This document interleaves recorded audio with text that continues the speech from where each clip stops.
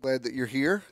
It was a bit of a challenge for us getting here through the Gay Pride Parade. I mean, I love gay people and all, but could y'all just wait till a little bit after church time to do your thing?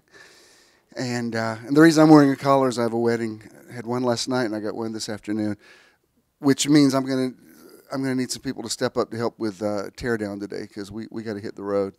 So we'll figure that out when we get there. But I'm glad you got here. You figured out your way. We had a fun drive down to Concord, Georgia last night, thinking we were late, and the wedding was actually an hour late, but it wasn't my fault. So for the last 2 days, I've had lots of, watch out, oh God, look, stop, there's a red light. Oh, is that guy turned around to pull us over? I mean, it's been a lot of that. That's the part of the ministry you never see. And then you're supposed to walk in and have the words of life. And like, you have no idea. I just escaped the jaws of death to come in and give you words of life. But anyway, those of you who have logged on to the World Wide Web in the comfort of your living room where you're watching, good for you. But I appreciate those of you who got in cars and drove over here today. We're in agreement for a beautiful day today. Words have already been spoken over it. Vibrations are already high.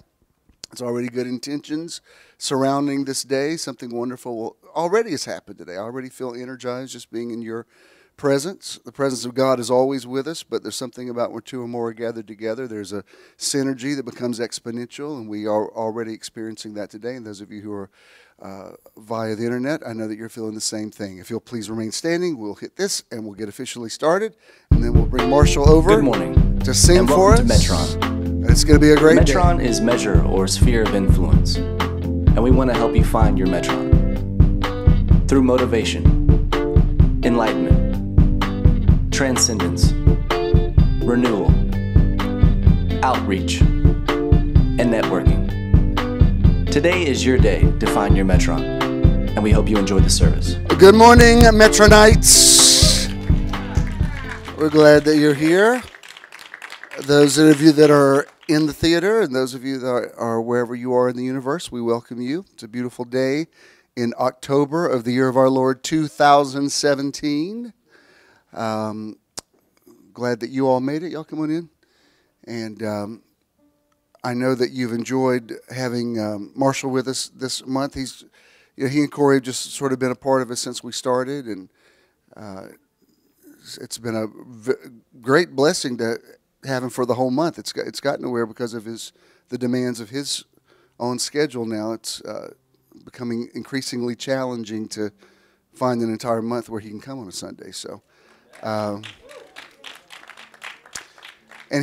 Marshall's so modest. He won't tell you that he's got a new single that just dropped, and there's a lot of good things happening in his career, which I've already told him. Feel free to advertise. But he's a very humble man. The good ones always are. The ones who are really gifted and talented are like this. The ones that keep telling you how good they are usually aren't. So now that I've raised the bar entirely too high and completely embarrassed you, would you welcome our friend and brother Marshall Ruffin? Marshall.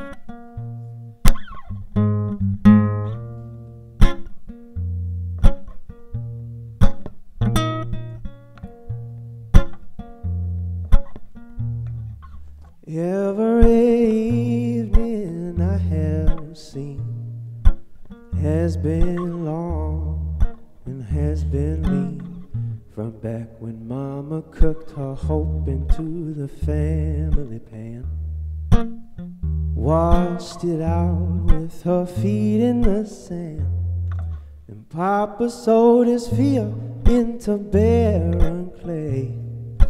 Brothers and sisters faded away, but I remain here reverently Yes, the Holy Ghost got plans for me.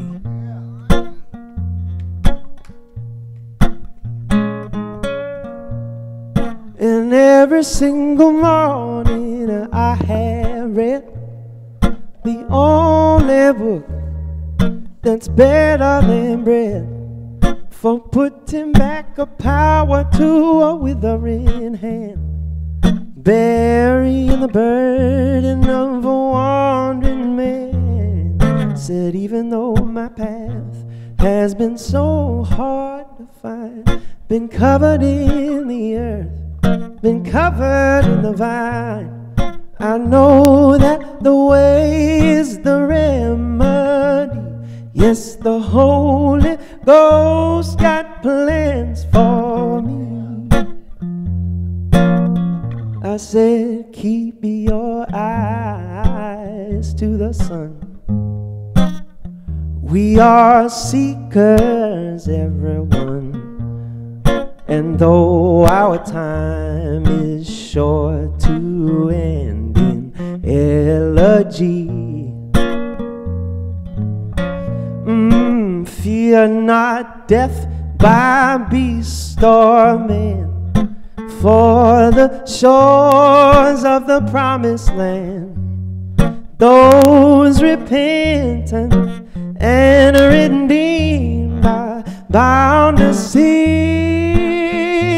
Oh, said even though my blessings they may be few, there's got to be some good working left to do.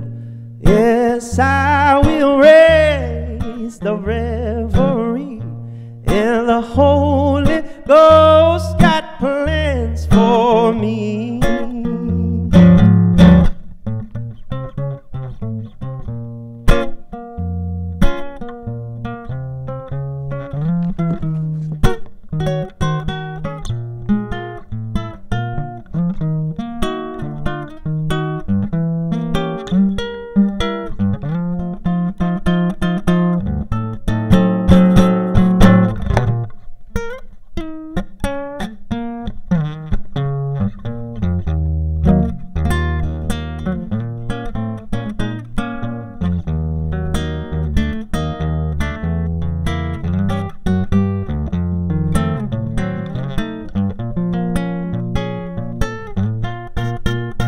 Keep your eyes to the sun.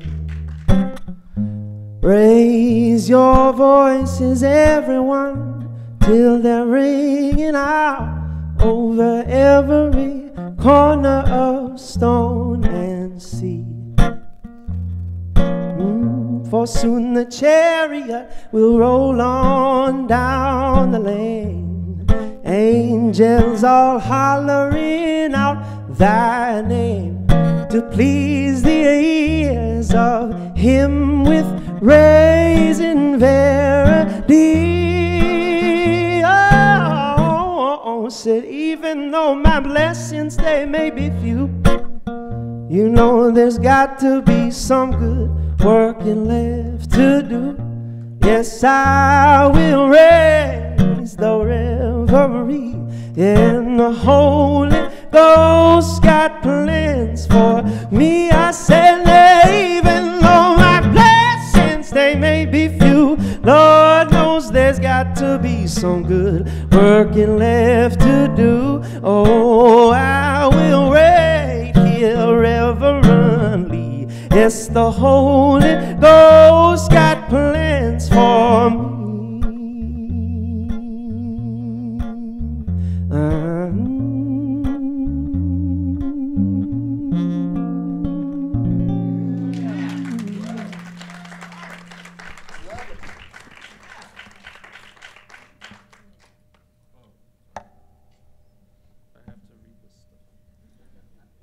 I was going to do this anyway, but you asked for it, so it's serendipitous.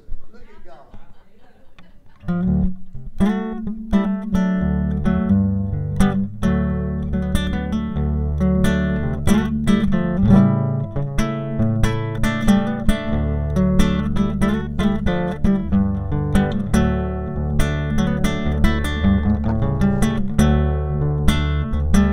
Well, the moon is broken and the sky is cracked. Come on up to the house. The only thing you can see is all that you lack.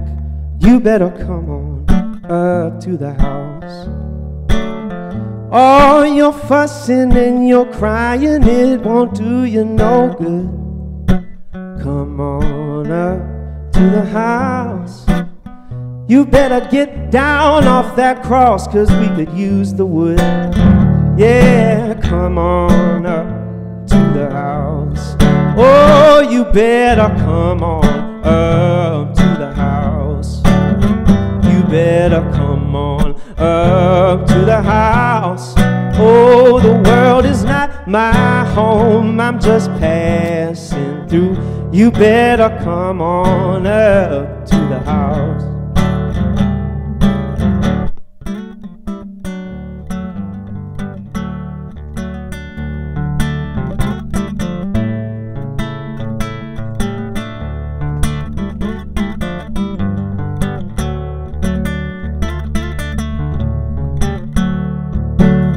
When there's no light at the tunnel, there's no irons in the fire.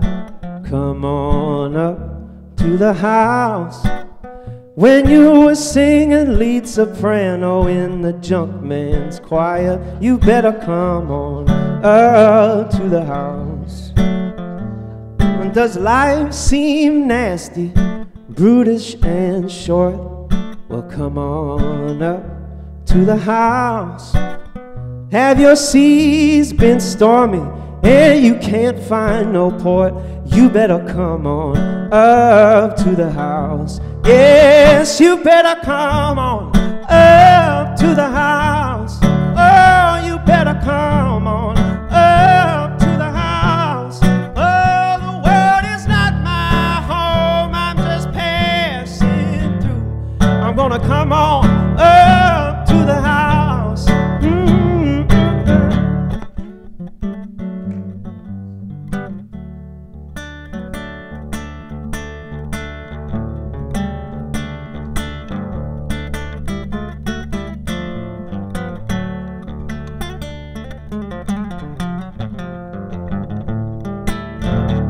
Nothing in the world that you can do but come on up to the house.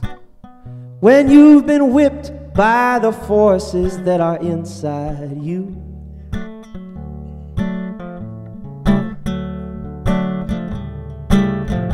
when you're high on top of your mountain of woe, come on up to the house.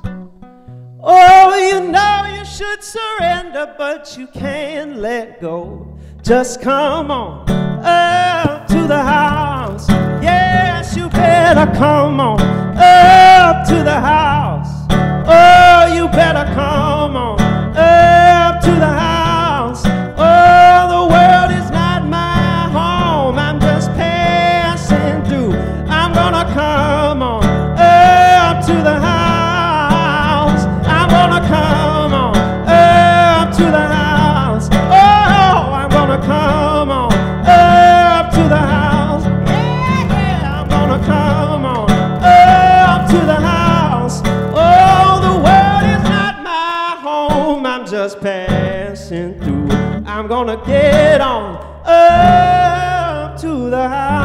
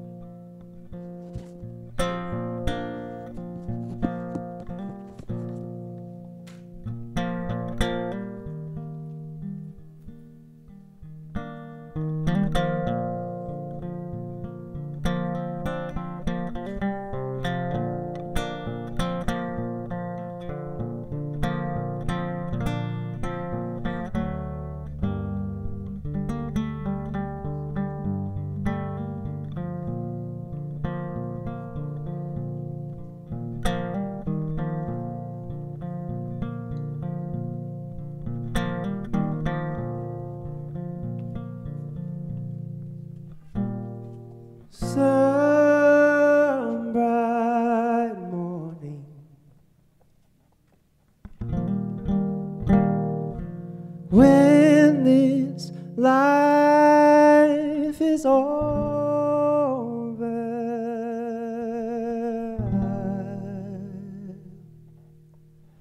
I fly away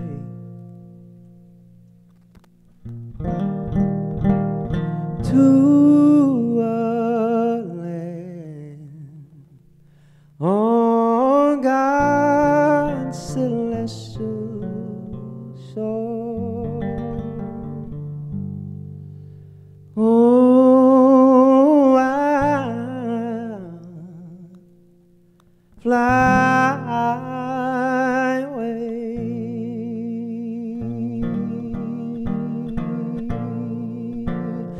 Oh,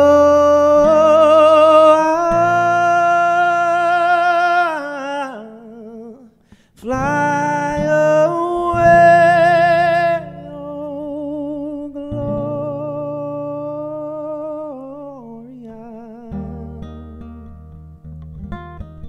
fly away.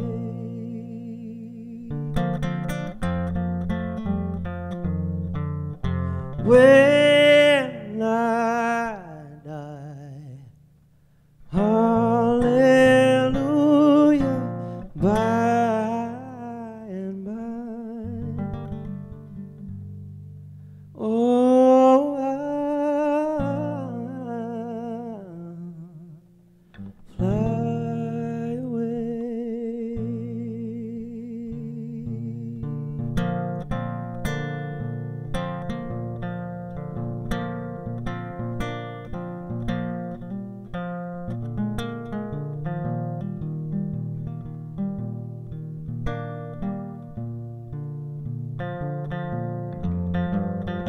Oh, so glad and happy when with me. Oh, I'll fly away. No more cold iron shackles on my feet.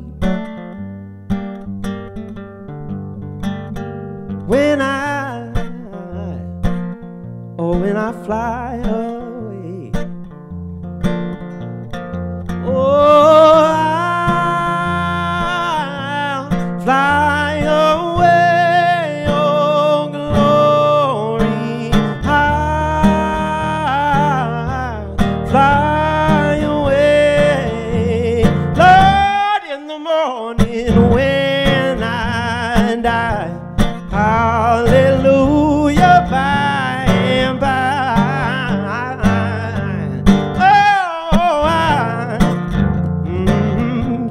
I'll fly away.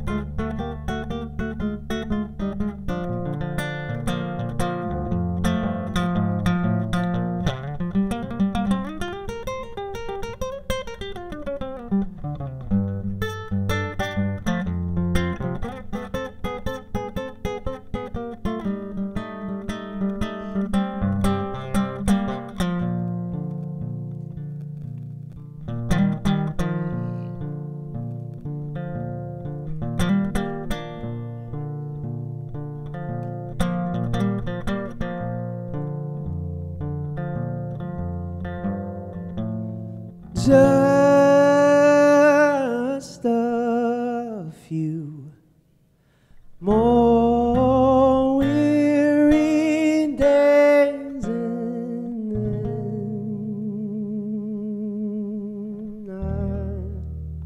then You know I'll fly away.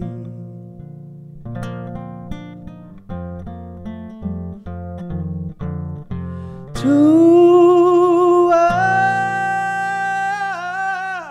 land where my joys will never end. Oh,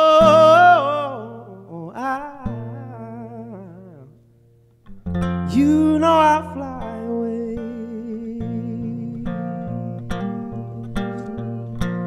Oh,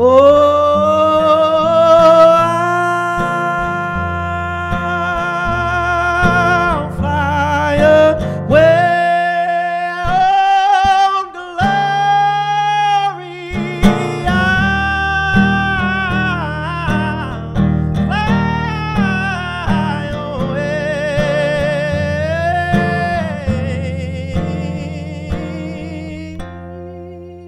When I die, hallelujah,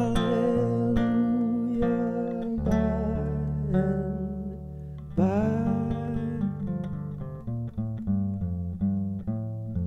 by, I'll fly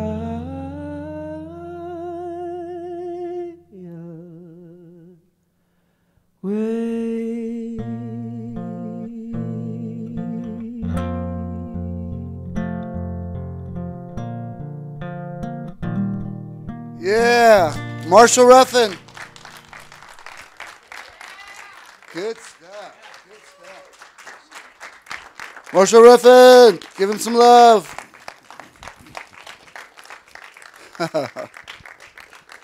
That's awesome. You may be seated. That was a good graphic, Michelle, for over the clouds. I like that.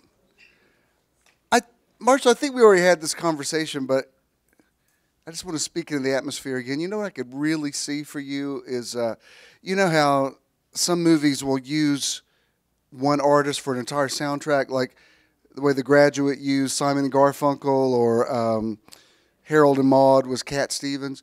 I could totally see a really cool film that you did the entire soundtrack for, without your voice all the way through. Wouldn't that be great? You don't mind if I put that intention out there? I think we talked about it before, but just when you were singing that, I could just visualize so many different types of film that your voice would be perfect for. You know, especially like a really good Southern story, or something kind of like A Color Purple, or something like that. That would just really be that kind of organic feel to it. You know, just acoustic guitar. That would be really. All right. Well. Once we put the intention out there, if we'd done it after meditation, you would have gotten a call this afternoon. Those first few minutes after we meditate together, it's real powerful. Be careful what you wish for. Anyway, I want to say I'm always honored to have Dr. Ralph Martin with us. It's always a privilege. And for all of you that are here that finally made your way through all the proud gay people, thank you. We will miss our only contact with Pride this year was going to Rocks and having a piece of Pride cake last night, because we're gonna miss the parade today because I gotta go marry people. Everybody's getting married. Lord have mercy. It's the most weddings I've ever had on my you name it, gay, straight, black, white, young, old. I'm marrying them all. Just. Bring them on. The one last night was in Concord, Georgia, which clearly we didn't know where it was. And just the fact that we're here in one piece because I thought we had plenty of Concord. I was thinking Concord was on this side of Griffin, but it's on the other side of Griffin. So I, put in GPS, and it says I thought we'd be like 4:45. And it says, arrival time, 5:17. I'm like, what? Go, go, go, go. But then they had a glitch, a technical difficulty, I don't know how we walked in there at 5 o'clock, but we did. We were hitting all the red lights on 19, I said, I speak green lights. And then they started actually happening. I don't know. And somehow we walked in at 5 o'clock and the wedding coordinator says there's a glitch, which was not my fault.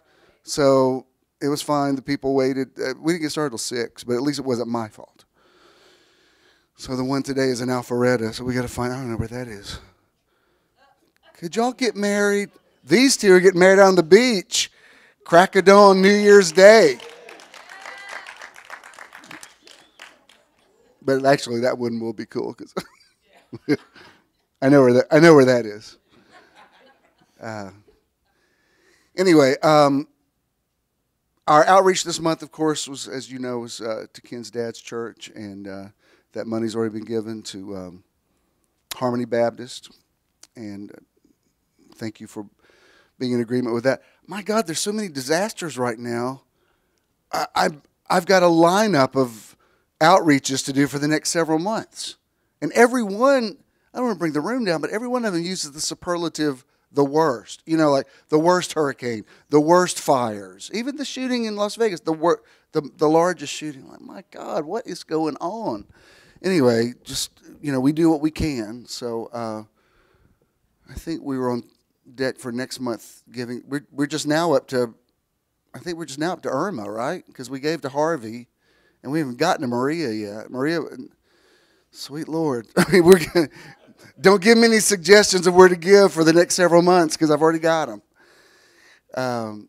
And someone had asked me about not working with the Red Cross. I've always had good experience with the Red Cross, and you know, you're going to hear something negative about anybody. So I would rather work with organizations that I know are vetted and have some history doing things. And if they didn't do everything perfect from something you read on Facebook, that doesn't mean they're not a valid, you know. And everybody's got a different take. You know, we went to the Garth Brooks concert Thursday night. And I'm not really a country fan, but Garth Brooks is kind of in a category all his own. And I did want to see the new stadium, which is amazing. And you know, it's a new building. New buildings. It takes a while to get it together in a new building, and so they did have some audio trouble to begin with. The opening 2 acts, we couldn't hear anything. We were up in nosebleed seats. I don't know if you've got our video of singing "Friends in Low Places," but it gives you some perspective of the crowd. But you know, that was a bummer. And his first 2 songs you couldn't hear, but by the middle of the 3rd song, it was fine. And like hundreds of people had already left, and I thought, y'all should have waited. So I posted a little thing about, because it was a good concert, and Jimmy Carter was there and gave a proclamation to Trisha Yearwood, and that was cool. And but then I posted my review on a couple of sites where they were discussing it, and my God, I got attacked. You know, people are like, I don't know what concert you were at. I was horrible. Garth Brooks ought to be ashamed of himself. Like, it's not his fault. He didn't do the sound. And I think, you know, some people are going to have a bad experience wherever they go. When I go, if it's not good, I know, well, hang on, it'll be okay in a minute. So, you know, I can't tell you that I would be that excited if it had never gotten better, but there's something in me that always says, hang on, it'll get better in a minute, and it always does. So I don't know, some of these people that were saying it was such a horrible concert, all I saw was thousands of people dancing and having a good time, so somebody must have been hearing something. So, you know, is the glass half full or is the glass half empty? Yes, it just depends on, you know, if you're going to listen to the 10 spies or the 2 spies. So anyway, so there's that. Our event for this month is this coming Saturday. We're going back to Dillard House. It's going to be awesome. You can go. I would suggest that you go ahead and reserve your space. You can go to bishandthenow.com and do it just like we did last year. We're meeting there at 11:30. Sometimes we meet here in Caravan, but I think you're coming from different areas of the metro area, so we'll just meet up there. It's an easy drive. Yeah.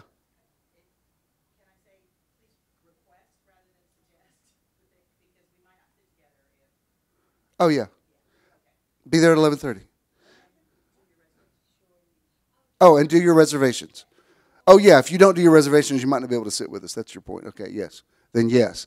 Make your reservations. Do it now. But it'll be good, and I don't know. We'll see where the day takes us. Last time we went up there, we went over to Black Rock Mountain, which isn't far, and had a nice little outing over there. So we'll see. Our events are always great, and especially for fall. So this would be a good one. Actually, I have two or three things to announce, just so you can get them on your schedule, so you'll know. Next month, on Sunday the 19th, we're going out to the bridge again, out in Eatonton, and we're going to combine with them. They're doing the food for us. We'll reimburse them for the expenses, but they're going to do like Thanksgiving dinner for us, and it should be beautiful out there under the open tabernacle, and that will be the Sunday before Thanksgiving. So we will not, you'll get plenty of announcements between now and then, but I just want you to know we will not be in the theater on that day. And let me go ahead and give you a couple things about December. On December 10th, which is the second Sunday of the month, we're going back to Spirit and Truth Sanctuary. We're going to combine services with them, and Pastor D.E. and I are going to team teach. And that was very successful last year, and we want to do that again. And so we will not be in the theater on that day either. December has 5 Sundays. We're only going to be here 3 of those 5 Sundays. We already have our Christmas event on the calendar, and I'm very excited about it. It's going to be on Wednesday night, the 13th. We're going back to La Maison Rouge, where we were a couple of years ago, and we have Shonda Corelli and an entire band. If you've never, Shonda's always great, but if you've never heard her with the band, it's a whole other thing that she does. And so we were able to get her and B4-piece band, including an incredible saxophone player and all that. And Zest Catering is going to be doing the food again. So, and we'll have valet parking for you like we did before. La Maison Rouge is very cool. And the one we did a couple of years ago there was awesome. So this one will be will be even better. And so that's the 10th, the 13th. Now, both Christmas Eve and New Year's Eve fall on Sundays this year. So this is what we're going to do. We are going to have service here on Christmas Eve. It'll be that morning, so just the regular time. So I don't think it should interfere with most people's Christmas Eve plans are at night. So I'd like to do a little candlelight service. I'm not sure the theater will let us have open flame. If not, we will come up with some alternative. But it'll be a nice little Christmas Eve service. What? Well, they did cell phones at Garth Brooks, and it was beautiful. Everybody was, download there's a candle app. So anyway, we will have service on the 24th. The following week, on the 31st, we will not have service. And I'll be on my way down to do Freddie and Roz's wedding. That's not why we're canceling the service. I was going to cancel it anyway. But just so you know, that's so you can plan. So that's everything I think that's coming up that I needed to tell you all about. But I'm very excited about the 13th. I was getting a little nervous about Christmas plans because it's already middle of October, and somehow the planets lined up, and it's trying to get the venue, the entertainment, and the caterer at Christmas time, all who have the same dates open. And the fact that I was able to pull that off, or the universe was able to pull that off, was like, okay, green light, this will be a good one. So, good. I believe that is everything. We will do a meditation at the end of the service. And let me just say something about the reason, like last week when I did it at the end, and I said, if you don't want to participate in this, feel free to leave. And I don't mean that in a negative way. I just mean if this is out of your comfort zone, we don't judge you. But if you are going to stay, participate. And the meditation is beautiful. It's wonderful, and I've had nothing but great response. I think some people that don't know what we're doing, you have to instruct them. They believe all kind of crazy stuff. Like I remember when I used to hear people preach against people taking karate and stuff because they said it would make you, worship like Eastern gods or something. I think, you y'all need to, if you're going to be a Christian, y'all need a little bit stronger Jesus. I mean, your Jesus is just way too, oh my God.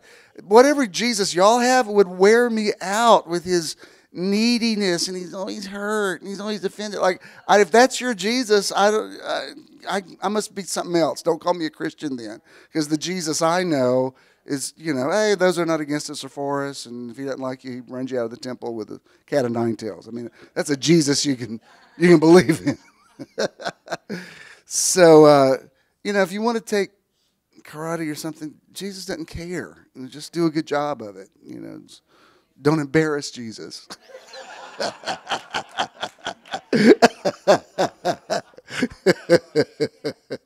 I did have some guy asked me to draw. This is years ago. They had a thing at their church, and he wanted me to draw a logo for them. And I said, "What's the name of the thing?" He said, "It was Karate for Christ." I said, "Karate for Christ." I said, "Do you spell Christ with a K?" I mean, that's like bizarre. I don't know. That's too weird. I think you need a commercial artist, because it's just bogus. I mean, the thing is, like what I was telling you about meditation last week, like the word madras, that is a Hindu word and a Buddhist word. It is. I'm not making any apologies for that. And Dr. Sheila was telling me that even doing your finger like that it has to do with electric current that goes through your body, and it's not worshiping anything. It's putting your body into a state of flow. So if you use word like chakras or whatever, it's not antichrist. It's just a part of your spiritual being. And believe me, there are other people that did not come from the area of Israel and Palestine that have some insight on God and spirituality. And if your God is real, he, she, it is not intimidated by some people who maybe saw some things that the people from that part of the Middle East didn't see. Jesus told his followers in John 10, he says, "I know you don't believe this, but I have sheep and other pastures that you don't know anything about, and they're all going to come together and have one shepherd." And they thought, it's only us. It's only us in this pasture. Nuh-uh. And so anyway, I'm preaching to the choir here. You all know that. But frankly, I'm pleasantly surprised with how well meditation has gone here. Because I thought I was going to have to really explain it to you, but y'all got it immediately, and it's very encouraging to me. So there's that. All right. What? Do you have a word? All right. Hang on one second. Also, the year of living your best life for this month is be yourself. What you got? I know Jim's thanked y'all for me, but I wanted to personally thank all of you for your cards, your messages, your texts, the love offerings for me and my family. It's meant more than you know, and I really appreciate it, the love. My dad was a good man, and if y'all had known him over the years, he did so much for people. And he owned a parts store, and people would call at night at like 1 o'clock in the morning. So the phone was ringing all the time and needing a part or something. Auto parts. And they'd be broke down. And he'd get up and go, because that was who he was. That's who he has made me, who I am.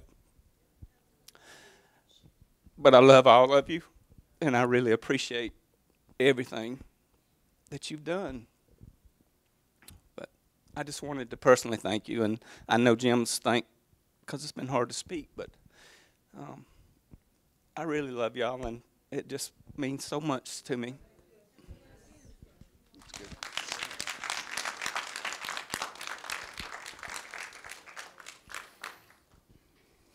Good. I was waiting for you to feel like you could say that. 'Cause I know. I saw when he started off fly away. I thought, it's hard. Some of you have been through it, and you're sensitive for a long, long time to stuff like that, and a part of you never gets over it. That's just the way it is. So, basically, what I've he'll be working late tomorrow night, and he's still got stuff to do, and they've got a lot to figure out about what to do with his dad's house and all that kind of stuff. So he's staying out there tomorrow night, and I just said, look, take your time, whatever you got to do your thing. So. But I do know this, at his age, Mr. Monty was treated me just like a son-in-law, and and I'm sure it was out of his comfort zone, But if you remember, he came to our reception, and he was just a good man and a servant. And you don't have a kid like this without somebody putting some input into it. So that doesn't just happen. So that's why I was able to do the graveside, and I wasn't trying to make it about me, but I wanted people to know, we had a real relationship. And even the last time that I saw him coherent, I think I've told y'all this, but it was Labor Day, and he was going to be by himself, so we just went out there and spent the day with him, and Ken picked up some barbecue, and the three of us are sitting there, and he's a very quiet man, and he's very ill, and so there wasn't. I kept thinking this is probably going to be the last conversation I have with him, but I don't know what to say, and he probably didn't feel like talking, so we just kind of sat there in silence, and he was shaking really bad, and it's one of those things where you think, well, I don't even know how aware he is of what's going on, and at a certain point, this is what struck me about him.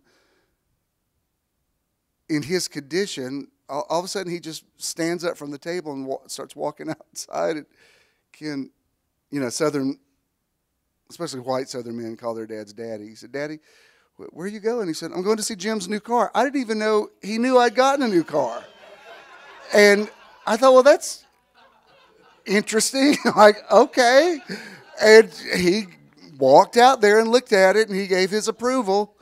And I thought, wow, I know that seems like a small thing, but I wasn't even sure he was aware of what was going on, and he not only knew who I was, he knew I got a new car and wanted to see it. Before he went to heaven, he had to let me know, the car's good, you did good. And I thought, well, that kind of touched me, he and I didn't have a lot in common, but that was like a moment where, I could show off my new car, and he definitely loved cars. He approved of it, and well, okay then. That's and I always, I used to listen to so many phone calls in the last 5 years. Okay, all right. I'll tell him. He says hey too. He always remember ask how Jim's doing, and they're a lot sweeter than I am. They'd always ask, well, "What'd you have for dinner? Was it good?" I don't care what you had for dinner. It'd be like, that's not something I would think to ask. I'm like, wow, y'all are really good people. So anyway, thanks for sharing that. Okay, I think that's everything. He did make me laugh last night though, because we went to get something, and he was probably too much information, but I have my account, he has his account, and then we have our account that, like, for when we go places and stuff, we both put into, and that's when you're at our stage in life, that's I think whatever works for you, that's what works for us. And so he had we went out with Jonah wanted his girlfriend to meet Ken, so we went out with them Wednesday night.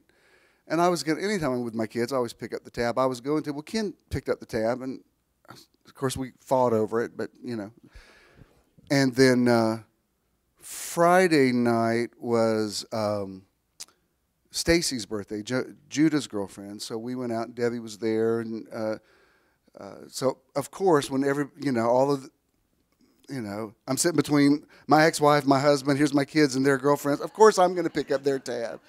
So I tell the guy, I said, I don't know these people at that end of the table, but all this end of the table, I got it.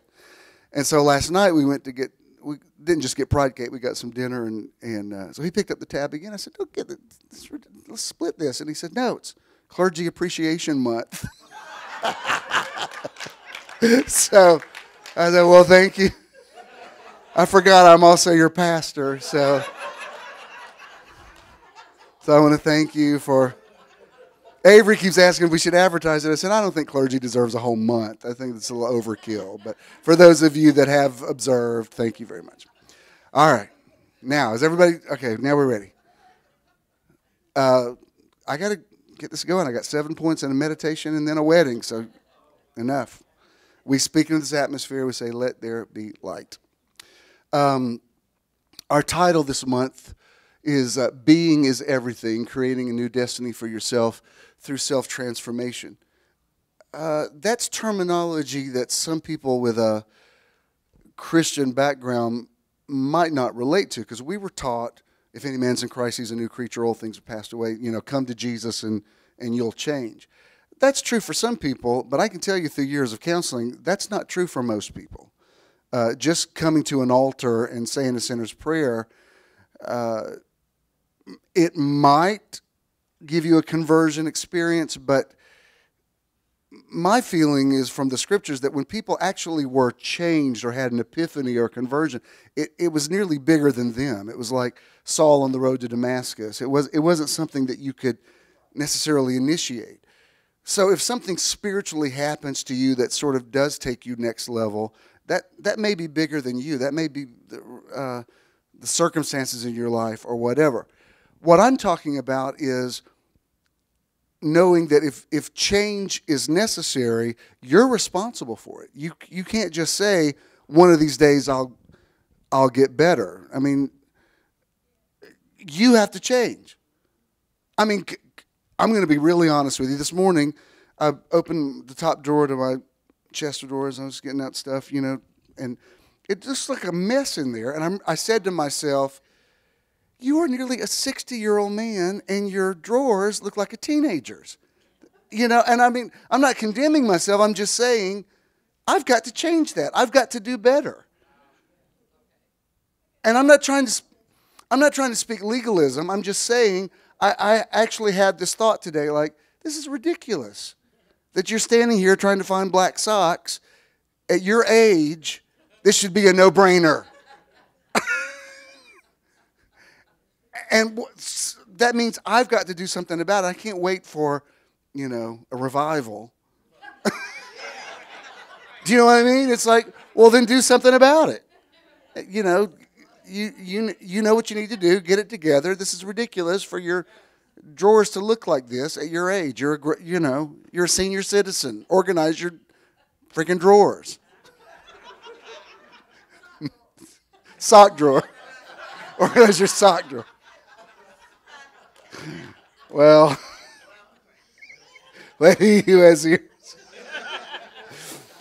Anyway, I do want to, before I share the scripture, what we talked about the last 2 weeks is finding that kind of sweet spot between I am who I am and this is who God made me and it's good, or I need to be a better version of myself. Which is the truth? Well, there's draw a circle around that absolute and draw a circle around that absolute, and where those circles intersect, that's what I'm talking about this week. It's like loving who you are as you are, but know that, my sock drawer may not look great, but I'm about to preach you a life-changing message, and in a couple of hours, I'm going to do a wedding for somebody that's going to be memorable, like it was last night. People lined up and said to me, "Oh my God, I've never been to a wedding like that." I'm like, "I know, you're welcome. That's what I do." I didn't say that, but I'm thinking, there's some things I can't do, but by God, I can do this. I know where my strengths are. That doesn't mean I'm perfect. So it's finding that place of being confident with who you are, owning your life, owning your mistakes or whatever, but know that there is room for improvement. I find that some people preach either one of those two extremes. Either this is who I am, you better like it, which I don't think that's good for anybody. I think if you live to be 120, on your last day, you should still be wanting to improve yourself and wanting to know more and wanting to learn. I don't think that should ever stop. I really think the best way to push back against the aging process is to want to do better and be better. You never are done. You're always a work in progress. But that doesn't mean that you're down on yourself. The reason I can't get into a lot of worship music anymore is I find that so many of the lyrics say something like, I know I always disappoint you. I know you're always, every day I make you cry. I don't relate to that. I don't think I'm making God cry every day. I mean, first of all, I don't think I'm that bad. Secondly, I don't think God's that delicate. I mean, it's like, I think God knows who I am. So this whole thing about the only way I can show God how great he is how to admit how terrible I am, that does not resonate with me at all. So, if that's what you want to sing, fine. But that's even,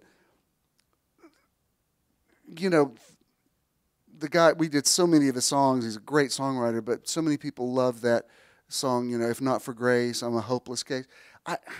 I find it difficult to sing those words. I thank God for his grace. That's wonderful, but I don't want to think that I'm just a hopeless case. Thank God for unconditional love, but I want to think there's something about me that people could love with conditions. It's like, I love you because, not just like, I'm going to love you unconditionally, as horrible as you are. I don't want to think that God just has to stomach me through the blood of Jesus. Like, I can't bear to look at you, but somehow through the cross. I mean, like, that just doesn't feel like the way a creator would feel. I mean, I loved all 4 of my kids before they were born. And that doesn't mean I like everything they've ever done. It doesn't mean we haven't had issues that we've had to work out. It just means they were already in. They didn't have to do anything to gain my approval or have right standing. Just the fact that they were mine. And I keep seeing more and more people that I mostly only know through Facebook, some of whom aren't quite where I am theologically, but I notice the ones who seem to be more and more enlightened are writing things like what I've been teaching you, that will never trivialize the cross, but we do put it in perspective. The cross wasn't for God's sake, it was for man's sake, for people who believed they were fallen. They needed a God figure that came in the flesh to identify with them. But it wasn't God already. The God who said, "Who told you you were naked?" never saw the fall the way man saw the fall. He came to walk with Adam in the cool of the day, just like always, with or without the tree of the knowledge of good and evil. And I'm finding more and more people who are saying that. They might not be saying everything that I'm saying, but they're definitely moving in that direction. As I explained it earlier in a conversation this week, I said I can see some people who are up the road a little bit from where I'm at. I can see things that they teach. I think, I'm not quite there yet. But then I look at other people that are a little behind, and I think, well, you'll get there. I mean, we're all moving toward the light. And what we used to call or be afraid of is deception. Now we realize, no, it really is the light. It really is all eyes seeing him together. It is every knee bowing, every tongue confessing. And that is happening. Sometimes it doesn't look like it's happening, but it is. That being said, let me show you. I wanted to show you this whole chapter, but it gets overpowering when I show a whole chapter on the screen. Let me show you a verse, but before I do, let me give you a little context. Paul's writings were letters to churches. Most of them were administrative. I think he'd be shocked and maybe horrified that people have made his letters into something that he probably never thought they would become. I'm not saying they're not inspired, but he himself admitted there's a lot of me in this. I mean, sometimes he would even specify. He'd say, what I'm telling you is not commandment of the Lord. This is my opinion, which is fine. Paul paid a price for what he did, so he had a right to having an opinion. But he also discerned, I'm not saying God's telling you this. Like, if I say women should stay silent in the church, that's my own prejudice I'm working through. But then other times you would read, he would say something like, in Christ there's neither male nor female. So for him, that was a very evolved statement for somebody who clearly was a product of his times. The wedding I did last night, the wedding I'm doing today is Deidre and Deshaun who come here. But the wedding I did last night was a same-sex couple. And I said this, it was 2 women, and I said, before I perform this wedding, I said, I probably don't have to say this, but I feel like I should in these settings. When people say, is this is this okay with God, or is this biblical? Is biblical marriage? I said biblical marriage was a man having a harem, and Solomon had 700 wives and 300 concubines. There, so if you want to say traditional marriage, okay, but even traditional marriage in our context is a relatively new idea. The idea of marrying for love, that idea has only been around for a couple hundred years. I mean, there was a time that marriages were arranged, and it didn't matter what you thought about the person, that you married who you were told to marry. And I said, there was an idea about, I mean, Moses said, if your daughter's raped, you can sell her to the rapist for a reduced price. Women were considered property in the Bible. So if you say biblical marriage, nobody wants biblical marriage. Ladies, let me tell you what biblical marriage was. Biblical marriage was a husband giving you a writ of divorcement because he was tired of you, and that just meant he could absorb the dowry that your daddy gave to him, and you were out of luck. I mean, there was no alimony or child support. Even when Abraham kicked out Hagar and Ishmael, there was no child support. It was just like she had to figure it out, So under biblical marriage, if you got tired of it, you didn't get a lawyer. The lawyer would have been on the man's side. I mean, the women didn't even have an opinion. So I said, this is God okay with this? Look, is God? How do we answer that with all kind of things that have gone on in history? Even, I know when I talk about stuff like this, it's like speaking against Christmas. I walked my own daughter down the aisle. I understand the father-daughter connection, but even with that, you're saying I'm giving her away. That comes from an idea of when women were property. Like, I'm walking her down the aisle. I don't even know her name, but she's yours now. I know in modern context, that's not the way women think of it, but that's what that means. Like, I'm giving you away. You are a piece of property that I'm giving to another man. What? I mean, if you're going to have your dad walk you down there, I'll come up with another term for it. He's giving me away. Really? Are you a piece of property you can be given away?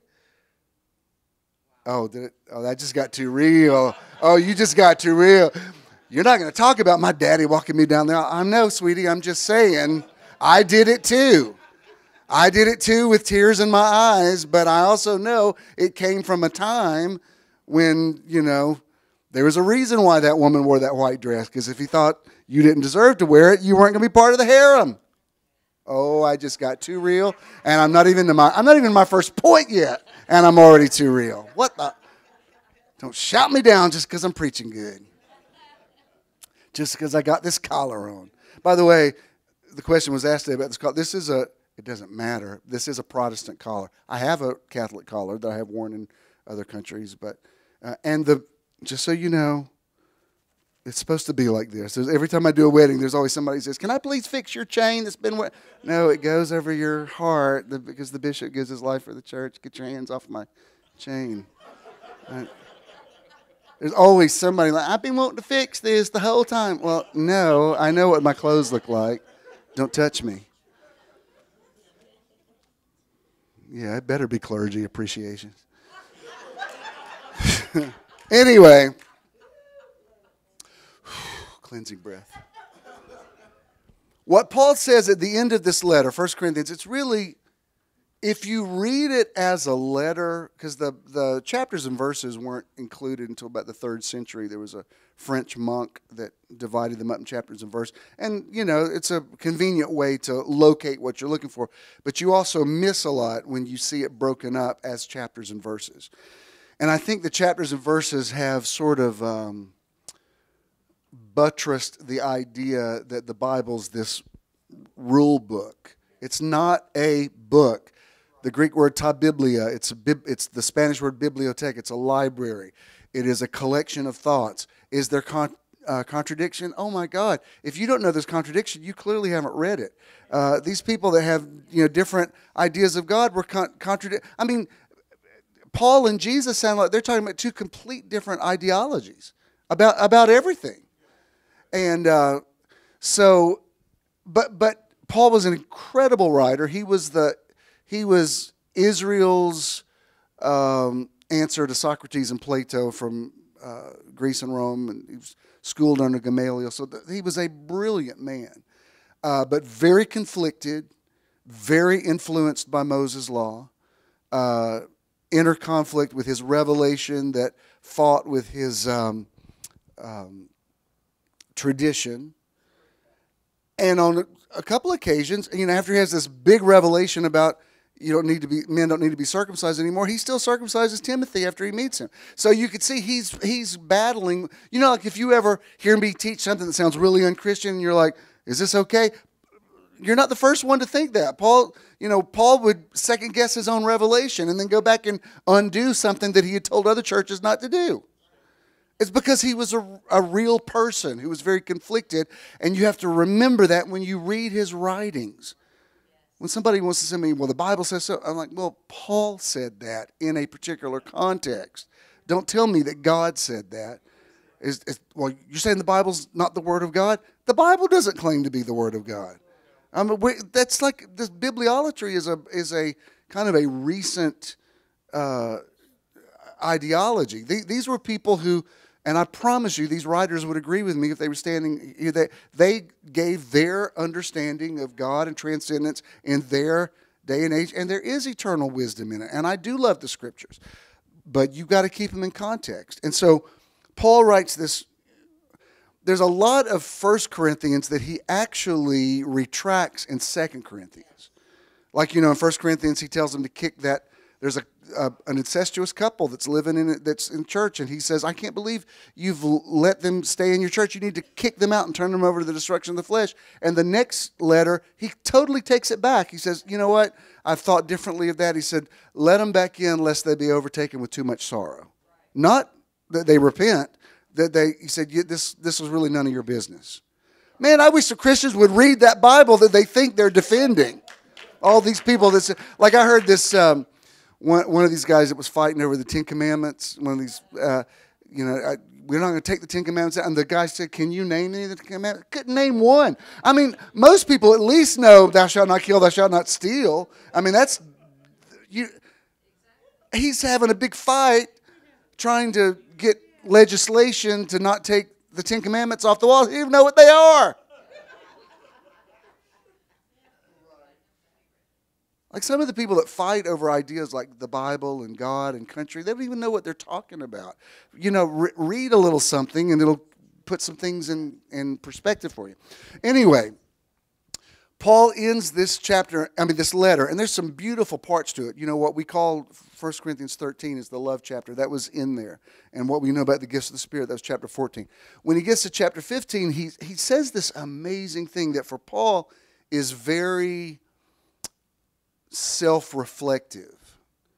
The original disciples really kind of never did accept him as one of them.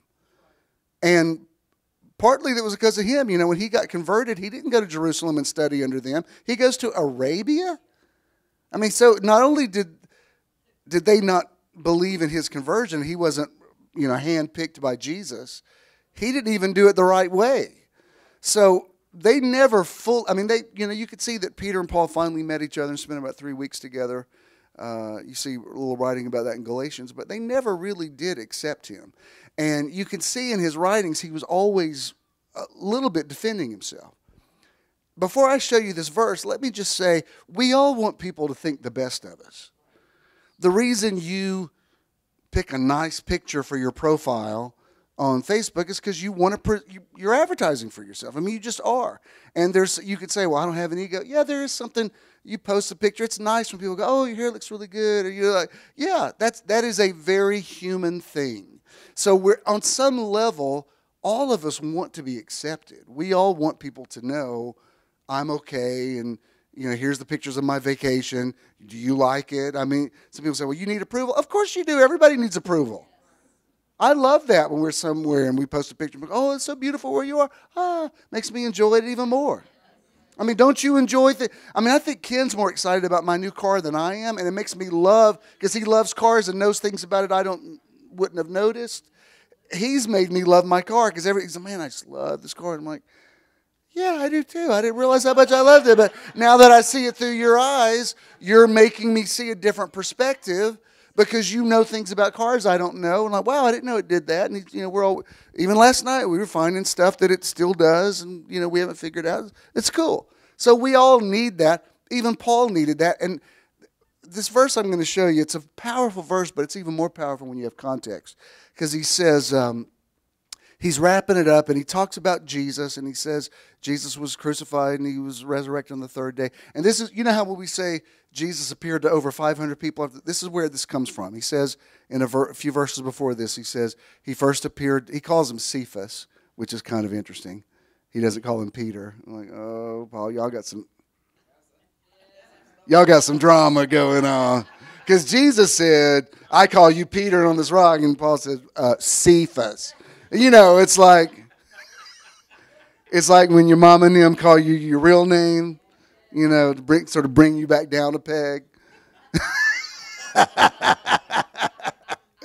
Oh, don't act like your name ain't Cephas. So he says he appears first to Cephas, and then to the other disciples, then to 500. And then he says something really interesting. He says, and finally to me, lastly to me who was born, I think King James says I was born out of season. And then he says, and I am the least of the apostles because I persecuted the church of God. We don't know how many people he actually had martyred, but he was trying to. And he was definitely getting people arrested. And he tried to single-handedly stamp out Christianity. And there was a part of him that never got over that. He said, I'm never going to fully forgive myself for that. And he says, I am the least of the apostles. But in that context, this is what he says, and it's a very touching thing that he says. This is 1 Corinthians 15:10. He says, but by the grace of God, I am what I am. And his grace toward me was not in vain. Because he goes on to say, because I feel so horrible about what I did work harder than the other ones. He said, I'm not trying to say that I'm better than them, but I worked harder because I had a bigger debt to pay. You know what? I get that. There's something about owning your life, and if you make a mistake, yeah, it's good to forgive yourself, but it's also good to realize that you may have really hurt somebody. I remember a woman came to me one time who had an abortion and years ago, and I never was that vocal about it, but I know a lot of pastors would just be on it Sunday after Sunday about, you murdered babies and stuff. She was saying it's so hard for me to go to church and have to hear this. And so I'm, Mr. Grace, I'm like, look, it's forgotten, you were in a situation, whatever. And she said something that really made me think. She says, I understand what you're saying, and I don't think I'm going to hell or anything. She says, there's a part of me that never wants to totally make peace with that. And I got what she was saying. She was saying, I don't feel good about that, and I thank you for your words of grace, but if I had to do over again, I would do it differently. And I said, touche. I understand what you're saying. I get that. I mean, there's a balance between saying, I'm forgiven, or even like if somebody gets out of prison, they've paid their debt to society, it still did a number on them. You don't just skip out of prison and go, la, la, la, that never happened. No, it definitely happened, and you're going to carry that with you for the rest of your life. It's unrealistic for people not to think that. And let me tell you one reason I love the message of ultimate reconciliation. I think it forces people to be better people. And I'll tell you why. For all the people that believe in hell, the traditional fundamentalist Christian view of hell, what they say to me is, well, you can't tell me Hitler's in heaven. I'm like, I know that sounds bizarre to think of that. That's not the way I would phrase it. What I'm saying is I don't think people are eternally punished, regardless of what they did. And to which they'll say, well, he could go to heaven if he repented and confessed Jesus. There's something about it that seems really, I'd rather just believe in ultimate reconciliation. Because there's something about, oops, I killed 6 million Jews, but I'm sorry, and then you get to go to heaven. That really kind of ticks me off. I would rather to think that somewhere in eternity, if you met him, you'd be like, wow, what you did was really horrible. But, what we all did was really horrible. And so, according to God logic, if you've hated your brother, you've murdered him. So if you're a racist that hates an entire people group because of the color of their skin, you're basically Hitler, according to what. Oh, I'm just saying. I would rather people have to be better people than just like I can do whatever I want to do, and then I go, oops, I confess my sin and I'm in heaven. La la la. Something about that really creeps me out. I would rather you kind of own what you did so that it kind of makes you want to be a better person, right? And then when you do mess up, yeah, surely goodness and mercy do follow you all the days of your life. Thank God for his mercy because we do all mess up. But this idea that, as long as you just got to say that mantra before you die, it's just unrealistic. I remember, I've told you this before, but I remember it wasn't even our service. It was somebody else rented out the church. And a lot of people there, and it was a very Southern Baptist that had it. And this one guy said, if you're here and you don't know Jesus, raise your hand. So out of, 2,000 people, like 3 people raised their hand. And he said, if you raise that hand, now you'll spend eternity in heaven. And I thought, wow, really? That was it? Just raising it? You're like, what is it like? Hell, hell, hell, hell, hell, hell, hell, heaven. Like what if you didn't have an arm? What if you lost an arm? And what if you had bursitis and you couldn't raise your arm? You'd be like, you're nearly in heaven. Like, oh, come on a little higher. Like, oh, we're going to burn you in hell for eternity because if you could have just gotten that up a little higher, nearly heaven, not hell. And, like, wow. So, you're in hell with Hitler and, Mussolini and everybody. And like, what are you in here for? I didn't raise my hand high enough. I tried to, and it just gets absurd after a while. I mean, I've been in situations where people said, squeeze the hand of the person next to you. If you squeeze that hand, you're good. I mean, honestly, if that's what you think, I'd rather see old school go to the altar and at least cry and have some godly sorrow. At least have some humiliation, not just squeeze somebody's hand. I mean, if that's what it is, then let's have a show. You know what I mean? Put some drugs on the altar or do something. Anyway, I just think I love this statement because he says, I did all this. He says, he's not denying it. He said, no, I'm the least of the apostles because I persecuted the church of God, but I am what I am. It's nearly my favorite Pauline statement because it's him saying, I embrace what I did. I don't even try to defend it. I am what I am, and I've tried to, when he goes on to say, I therefore worked harder, he's basically saying, I used this horrible thing that I did to make me a better person. I got to tell you, I respect that more than him just saying, la, la, la, I know I killed your mama because she was a Christian, but I asked Jesus to forgive me, so I'm just, no, he says, no, I'm always going to carry this around that and this is the man who said, if any man's in Christ, he's a new creature. That was in 2 Corinthians 5:17. But he's saying, I am what I am. God made me like I am. That's if you don't get anything else I say this month, get this. It's saying, it doesn't mean I like everything that I did, but I am what I am by the grace of God. And I am working on it. And the things that I've done that I could possibly beat myself up for, instead of me just sitting around hating myself, I'm trying to be proactive. And I'm trying to use, it's like, I love when I see somebody that, like if they were abused as a child, they grow up and they become a champion for abused children. Even though it wasn't their fault, I love that they take a horrible situation and say, I'm going to cause this to motivate me to see that this doesn't happen to other kids. That's what bad things should do for you. I mean, if you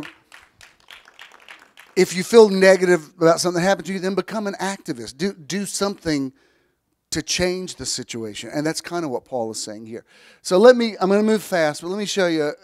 This is John Newton, who, of course, no, he's the one that wrote Amazing Grace, How Sweet the Sound. Most people say is their, except for Eddie Sellers, most people say is their favorite hymn. But, you know, most of us that grew up in, especially in Protestant churches or churches in the Bible Belt, grew up singing That Saved a Wretch Like Me. So that the energy on that word wretched is something we've all connected with. And it is a beautiful song. There's energy on Amazing Grace. It sends me mixed signals because it has some baggage to it, but it also is very beautiful. And there are times I've heard it where it really touched me and caused me to tear up. Understand, John Newton was a slave trader who believed he was a Christian, and it never occurred to him that buying and selling people was wrong. Now, we look at it and go, how did you not know that? This is why theology is so powerful. I know I've said this before, and don't get weird on me when I say it. Just let me make this point. But there's a line in the Huckleberry Finn. You know, when Huck Finn is friends with Jim, you know, okay? And there's a line that's so telling. He says, I hear Jim laying on the floor in the next room crying. He said, I suppose he's missing his family like I miss mine. And he says, but I'm afraid I'm going to go to hell for thinking that. Now, the white people who owned black people said, oh, it doesn't matter if you sell somebody's children or something. They're like dogs that if you take puppies out of the litter, they don't remember them later. Now, that's a horrible thing to say, but that's what people thought. At least that's what my ancestors said they thought. It's hard, in our world, it's hard to believe. How could you possibly think that? You remember in 12 Years a Slave, remember when in the opening scene when the woman's crying because she's missing her babies, and they're like, how can you miss them? That was in the white theology to say, no, these people, they don't have souls or spirits like you do. So don't think of them. Otherwise, how can you get your head around slavery if you don't create a theology that's going to help you live with yourself to do that? Now, I know that's a very dark thing to say. I know I just took you from making you laugh to that, because that's a horrible, even as a white man, that's a horrible thought. I can't imagine how black people feel about it. So when John Newton says, Amazing Grace, I don't feel wretched when I sing that. I'm like, John Newton, you were wretched. I mean, I'm not saying I'm perfect, but I didn't buy and sell people in the middle passage. So if you notice, I ever sing that song, I drop out on that line.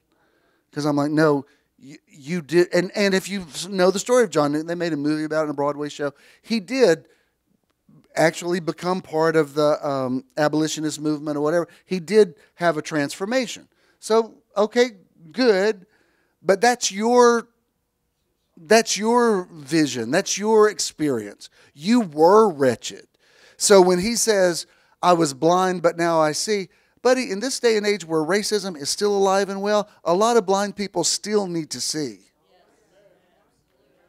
I'm sorry. And I know I will get passive-aggressive messages on Facebook when I say this, but I'm going to say, white people, if an African-American player takes a knee, you don't need to put pictures of Iwo Jima and your daddy who was in the war. They're not talking about the flag. They're not disgracing the flag.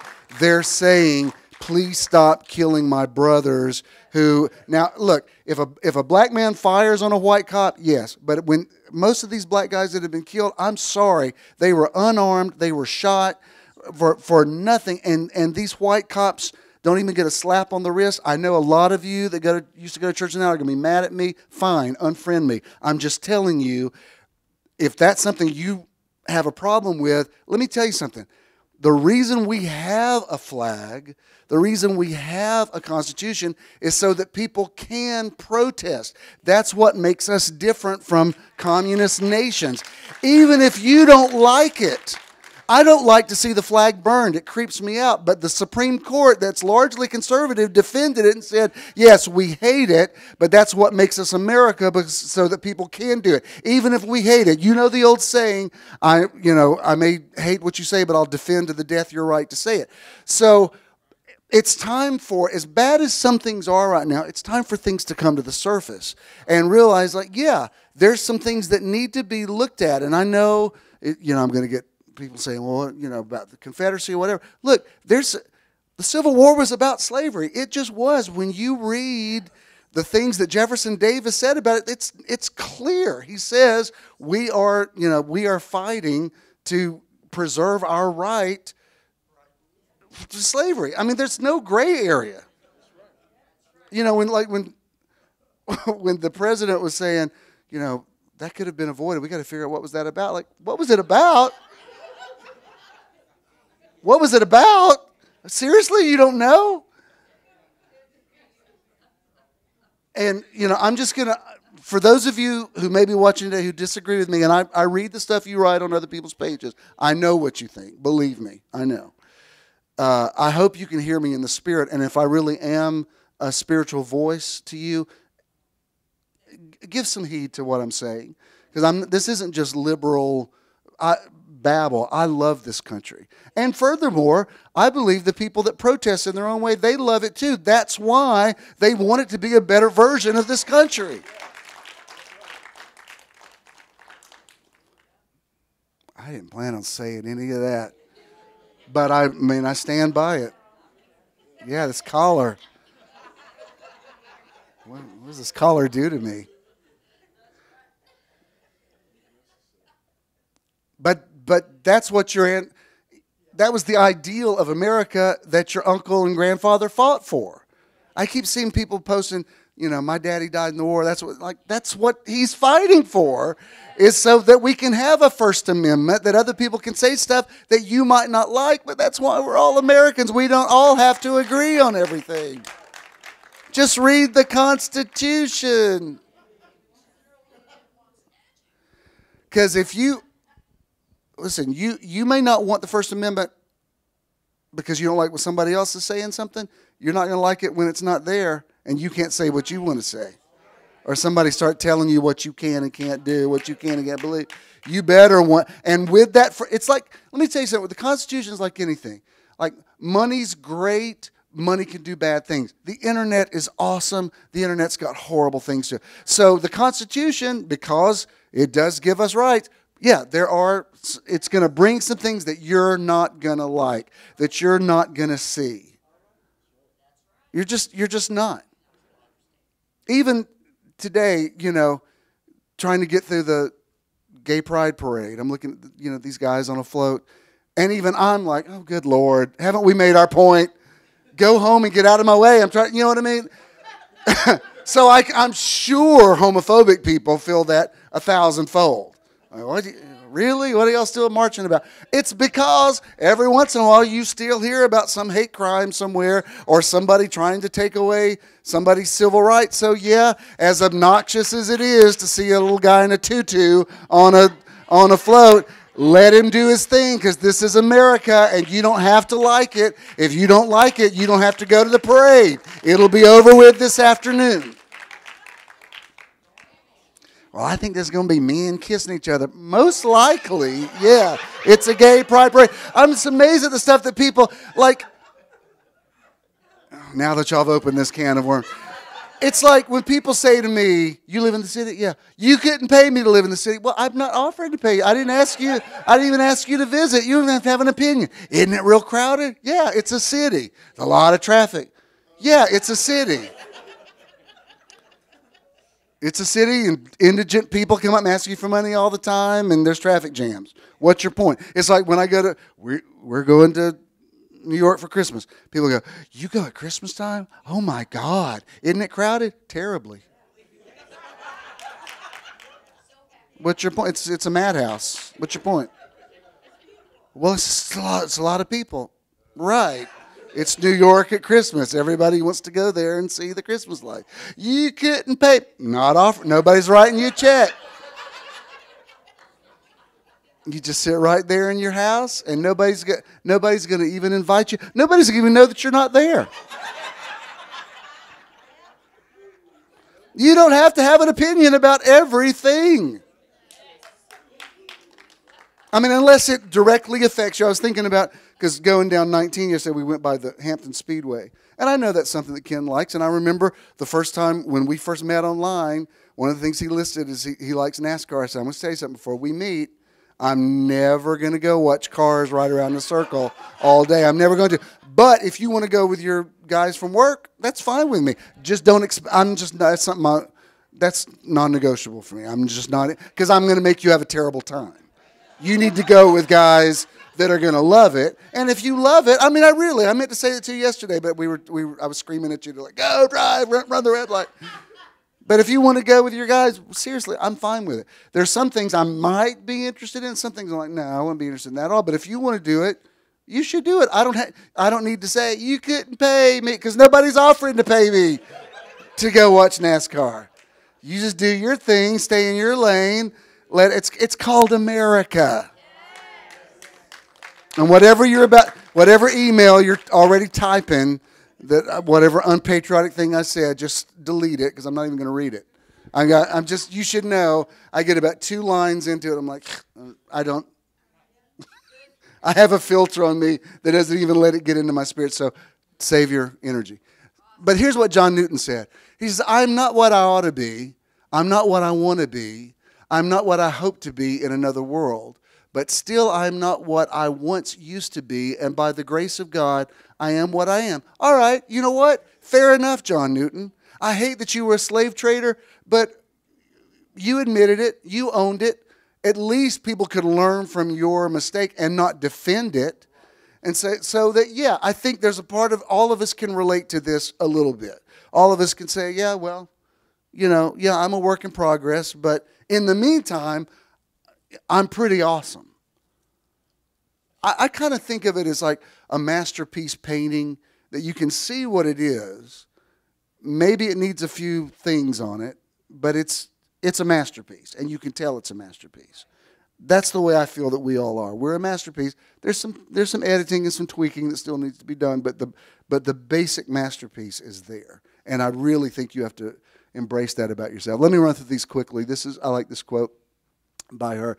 She says, when you are aligned with the truth of who you truly are, then you experience bliss. I completely agree with that.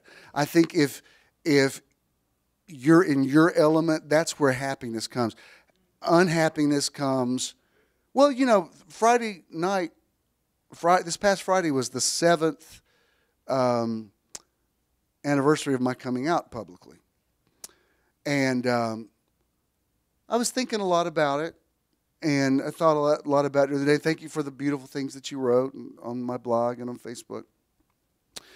And I was thinking about, I remember about a year before, I'd never thought of this before, but I remember I was standing at the sink washing a dish, and I just thought, I'm not going to live long. And I'd never thought that before. And I thought, where did that come from? And I had gotten to a place of fatigue in my life of trying to be somebody that I was not.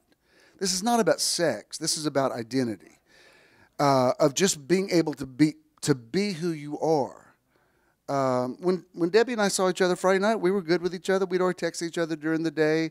I thanked her. I said, thank you for helping make that possible. 7 years ago today, she said, happy coming out day. We're fine with it. We live separate lives now. We do. I mean, we have to. But we're good with each other. We're not, I mean, you can see the pictures. I'm sitting between her and Ken, and everybody's talking. We're like, nobody's weird with each other. And I'm in my bliss because it's not that I had a horrible life with her. It's just I'm myself now. And that has nothing to do with her. That's not a reflection on her, or even Jared and Christina's mom, for that matter. It's a matter of being who you are. And until you are actually who you are, I'm telling you, there are so many people that have unnecessarily sickness and die prematurely, whatever, just because they just can't be who they are.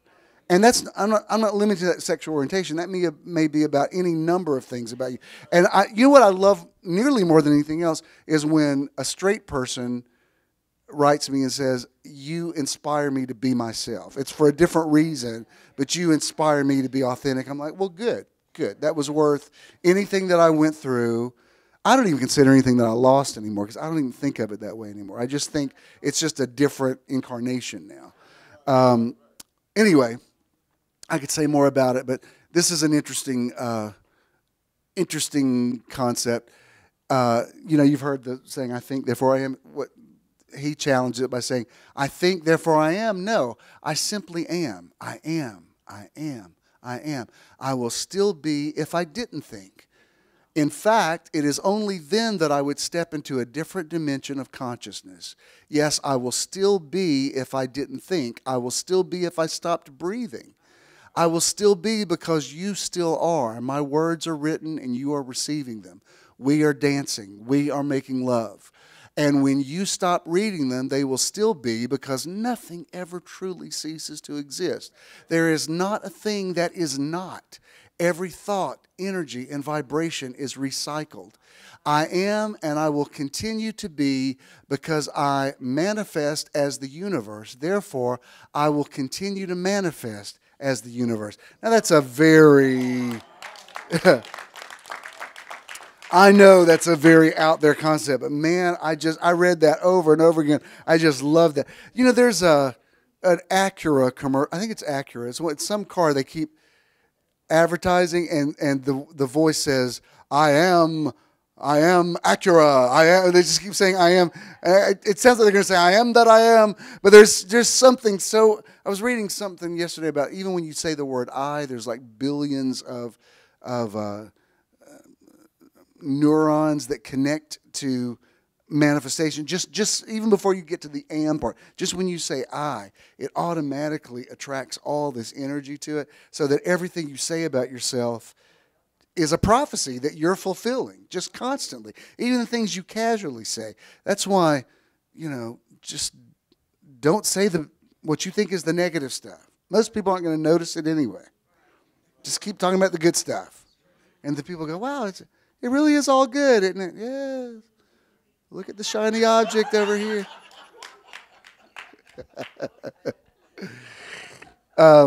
Eckhart Tolle says, I think this is good.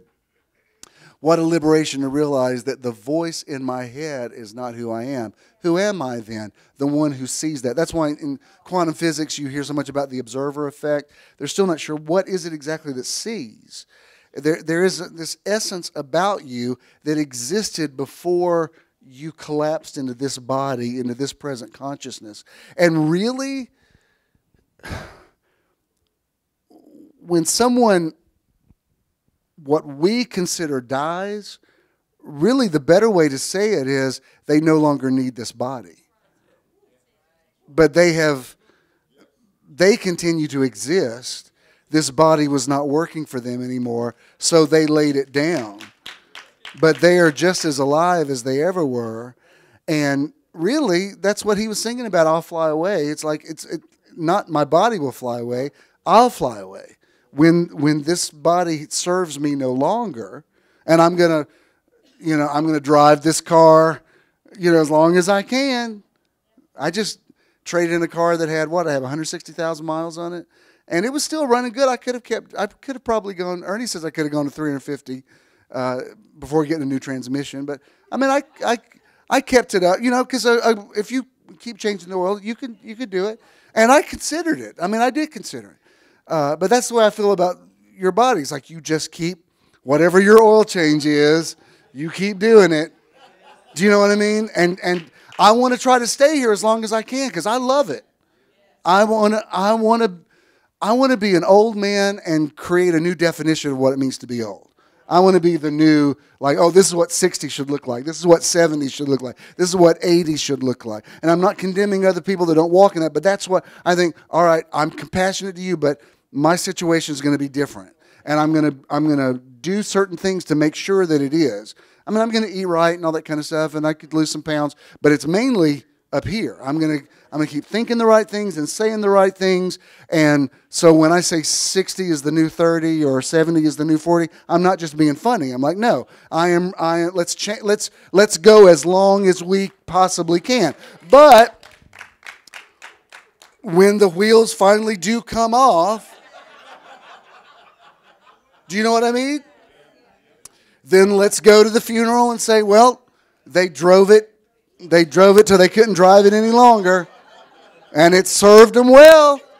I mean, I got to tell you, if I can just torture this metaphor, when they took my car, after I traded in my car and they drove the other one off, I had a little moment of, wow, I had a lot of memories in that car. That car represented a lot to me. I was proud of the fact that it was paid off and all that kind of, like I had a little moment, and so when something like when your daddy passes away or whatever, or your sister, like you experienced, yeah, it's emotional, but it doesn't mean they have ceased to exist. It means they've laid it down, and you'll catch up with them later when you lay yours down. Now, in the meantime, while I still got the car, let's drive down to the beach for a couple of days while I still got it. I'm all about that bucket list. Like, let's do all the stuff we wanted to do. That's a good one. This I've quoted this poet many times, but I like this.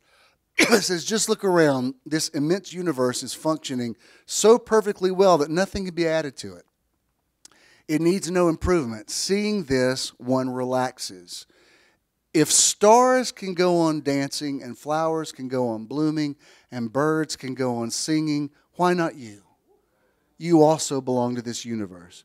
You know what the scripture says? Weeping may endure for the night, but joy comes in the morning. In other words, you just keep going. You are a part of it. In fact, you are the most valuable part of it. The greatest flowering is going to happen in you, the flowering of consciousness, the golden flower of being. You know, if I do have an attraction to things Eastern, you know why? It's because there's something about Asian people who are enlightened. I love the way that they're serene and centered. There's something about that. There's different things. I love the way other people groups have different, exuberance, whatever. I know this sounds like I'm stereotyping. I'm not trying to sound racist. I'm just saying there is a beautiful thing about Asian culture that's it's about being placid and about, you know what I mean? I know there's war and all that kind of stuff too, but the religions of the East are very much about be centered and be quiet and be still. And there's something very attractive about that. Christians, dear Lord, Christians are so loud and everybody's got to be praying all the time. And, and it's too much. Even the worship, it's too much. Even God's like, enough already. I know I'm great. Stop. Go change the world. God, you are great. No, just go help a poor person. Go make the world a better place. No, I just want to spend hours in worship. No, okay, whatever. Turn him down. You know what I mean. Am I being too real? Like, it's nice to hear your spouse say, I love you. If they were just every minute going, I love you, I love you, I love you, I love you. After a while, you'd be like, okay, I get it. Let's go get something to eat. Don't say it again. Let's maybe go for a walk or something. All right, and then finally, I love this. This is, Jesus in the Garden of Gethsemane. I like the way the Jonathan Mitchell New Testament says it. This is John chapter 18. Stop, verse 4 through 6. It says, then Jesus, having seen and being aware of all the things progressively coming upon him, went out and proceeds, saying to them, whom are you folks presently seeking? This is when the guards come to arrest him. They decidedly replied, Jesus the Nazarene. He then says to them, I am, or I myself am, or I am being. Now, Judah or Judas, the one handing him over, had also been standing with them. Then as he said to them, I myself am, or I am continuous existence. He went off into the rear and they suddenly fell to the ground. That's amazing that there was something about the power of him saying, I know this is coming on me and I'm not fighting it now because I just am. I tell you, the closest thing to this, if you ever listen to Dr. King's speech the night before he was shot, when he's at that church in Memphis, and you can tell, I mean, he had so many death threats on him, you could tell he had kind of made peace with it, and he says, longevity has its place, but I'm not worried about that now. I'm not fearing any man. That's where he says, my eyes have seen the glory. And he says, I may not get there with you, but we as a people will get there. It's eerie and it's inspirational because you can tell he's laid his life down already.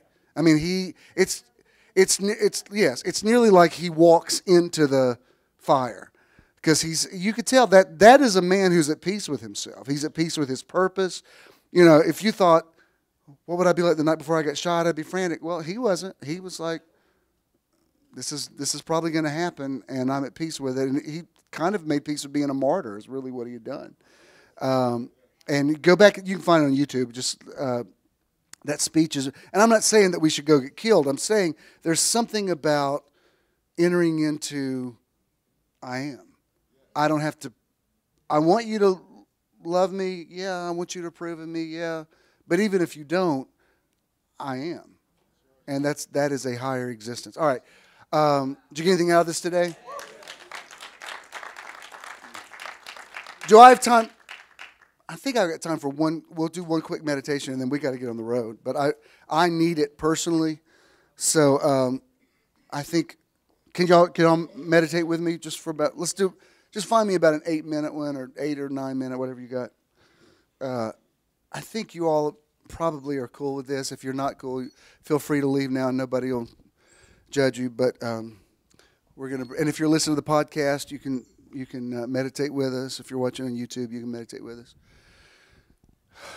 Y'all are evolved enough. It doesn't take a long time to talk you into this. Just put both feet on the floor. If you can empty your lap, please do, and sit up straight. There's something about lining up your spinal column that's very important. You don't have to close your eyes, but it's probably going to be better if you do. You don't have to do what's the word that mudra, is that the word? You don't have to do that, but you can if you want to. There's nothing bizarre about it. It's just a point of energy. Go ahead and start the music. Mostly, you know this already, it's mostly about breathing. We're all in a good place. There's a lot of love in this room, and we have a lot of unity, so you'll get right in. Take a deep breath. It's mostly about your breathing. My preference is inhale through the nose, exhale through the mouth. Inhale, hold it. Exhale. If you're carrying a lot of stress, just exhale it out. I don't have to talk you through it. Just do it. Just get it out of you.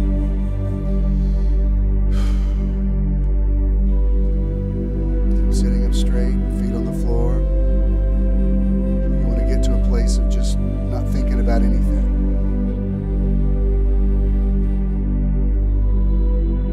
Inhale. Exhale stress. Inhale. Exhale anxiety. I like this music. It's good. Good. Be consistent with your breathing.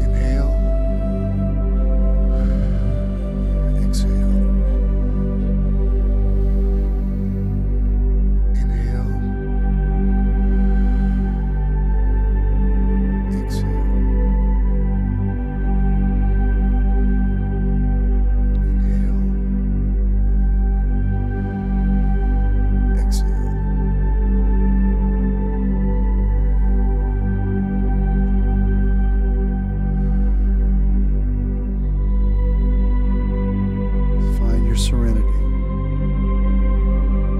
Find your peace.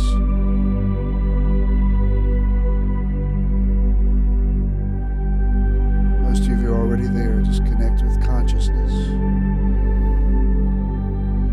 Connect with the now.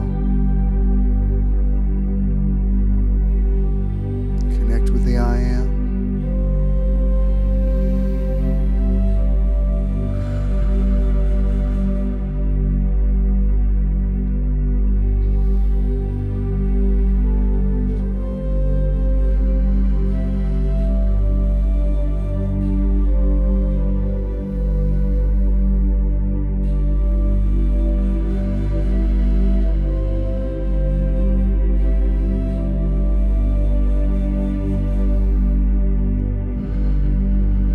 Breathing consistently.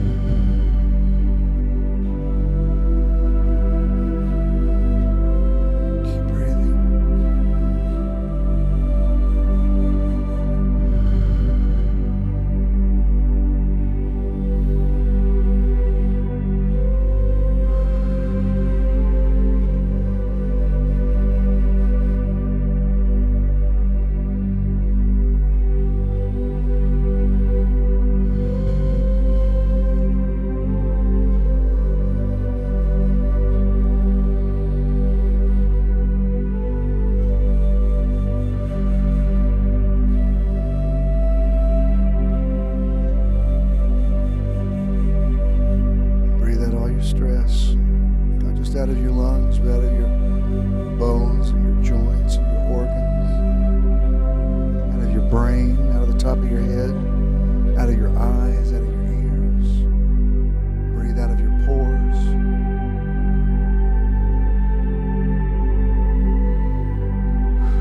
Breathe out of your existence. Breathe out of the part of you that was here before you were in a physical body. Breathe out of that part of you that will continue after this physical body is no longer functioning.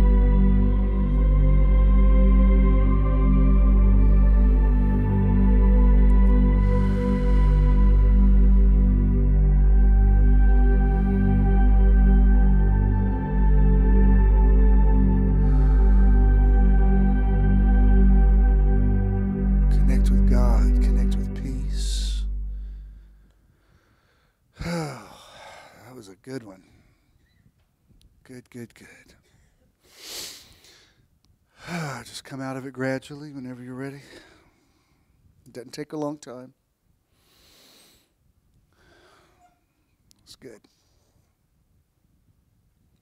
You can bring the lights back up.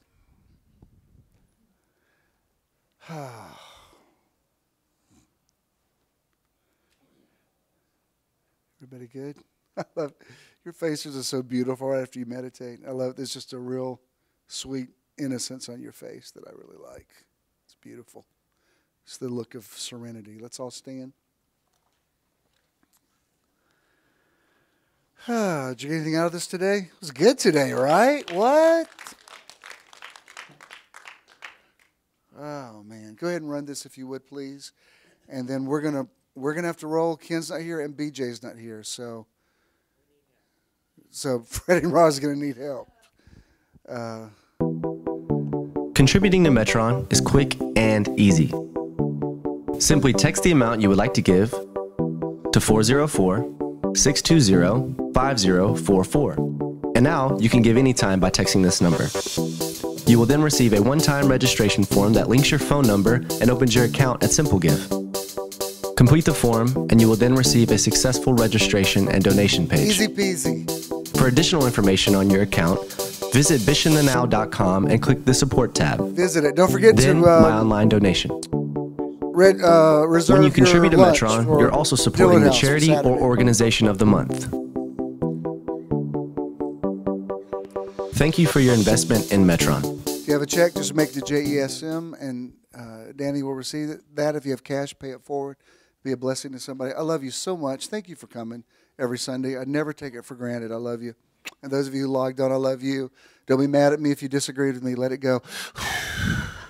Even if you think I'm wrong, breathe it out. Go with God. Peace.